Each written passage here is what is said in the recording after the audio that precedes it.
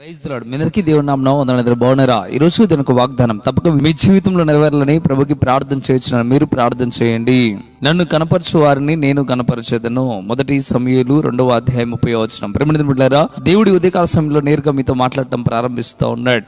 ఏమంటున్నాడంటే, ఎవరైతే నన్ను కనపరుస్తారో వారిని నేను కనపరుస్తాను అని చెప్పడం ప్రారంభిస్తూ ఉన్నాడు.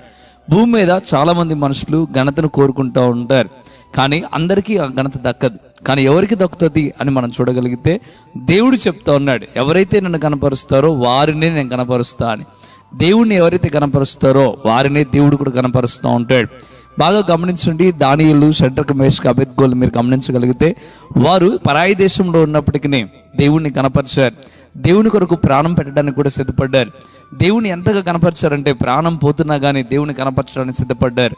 అందుకే దేవుడు వారిని గొప్ప గొప్ప స్థానాల్లో కూర్చోబెట్టి ఉన్నాడు. ప్రియమైన బిడ్డలారా, నీవైతే ఘనతను కోరుకుంటున్నావు కానీ దేవుని సన్నిధిలో బలముగా ఉండట్లేదు.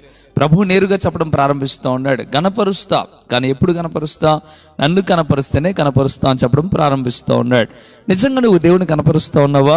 నువ్వు ఏ స్థానంలో అయితే పని చేస్తూ ఉన్నావో ఆ చోట దేవుని కనపరుస్తూ ఉన్నావా? నీ మందిరంలో దేవుని కనపరుస్తూ ఉన్నావా? నువ్వు ఎక్కడున్నా దేవుని కనపరచడానికి సిద్ధపడితే దేవుడు కూడా నిన్ను కనపరుస్తాడు.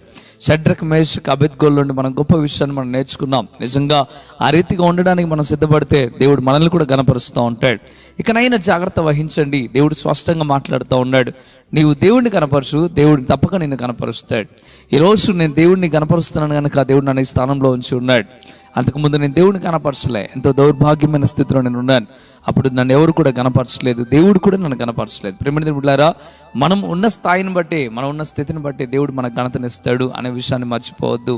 ప్రత్యక్షంగా నా సాక్ష్యం కనిపిస్తూ ఉంది. అంతేకాకుండా ఇదిగో బైబిల్ గ్రంథంలో మనకు ఎంతో ఆనవాళ్ళు కనిపిస్తూ ఉన్నాయి. దానియేలు కానీ, షడ్రక్, మేషక్ కానీ, అబేద్నెగోలు కానీ, అదే రీతిగా దావీదు కానీ, మిగతా శిష్యులు కానీ అందరినీ గమనించగలిగితే వారు దేవుణ్ణి కనపరిచారు కనుక దేవుడు వారిని కనపరిచాడు. ఇదే మంచి సమయం, నీవు కూడా దేవుణ్ణి కనపరచు. భూమి మీద నీ ప్రాణం ఉన్నంతసేపు ప్రభుని కనపరచడానికి ఒక మంచి తీర్మానానికి రా. దేవుడు తప్పక నీకు కూడా ఘనతనిస్తాడు. ప్రార్థన చేస్తాను, ప్రార్థనలోకి భావించండి. ప్రార్థన. పరిశుద్ధుడా, వందనాలు ప్రభువా, నీ బిడ్డలను దీవించండి, ఆస్వాదించండి, కృప దయచేయండి ప్రభువా.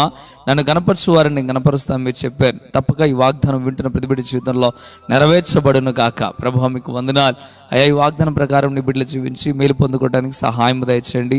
ఇంకనూ నేను ఉన్నతమైన స్థితికి మార్చండి ప్రభువా. ఎవరైతే నేను ప్రార్థనలోకి భావిస్తూ విశ్వాసంతో నమ్మకంతో ఉంటున్నారో వారి పట్ల అద్భుతమైన కార్యం మీరు దయచేయమని, వారి సమస్యల్లో, కష్టాల్లో, ఇబ్బందుల్లో నిన్ను కనపరచడానికి సిద్ధపడుతూ ఉండగా వారిని కూడా మీరు గణపరచమని, దీవించి ఆస్వాదించమని యేసయ్య నామములో వేడుకుంటున్నాము తండ్రి. ఆమేన్, ఆమేన్. ప్రియమైన బిడ్డలారా, ఈ వాగ్దానం ద్వారా దేవుడు మీతో మాట్లాడినట్లయితే తప్పక వీడియోని లైక్ చేయండి, షేర్ చేయండి, సబ్స్క్రైబ్ చేయండి. ఈ వాగ్దానం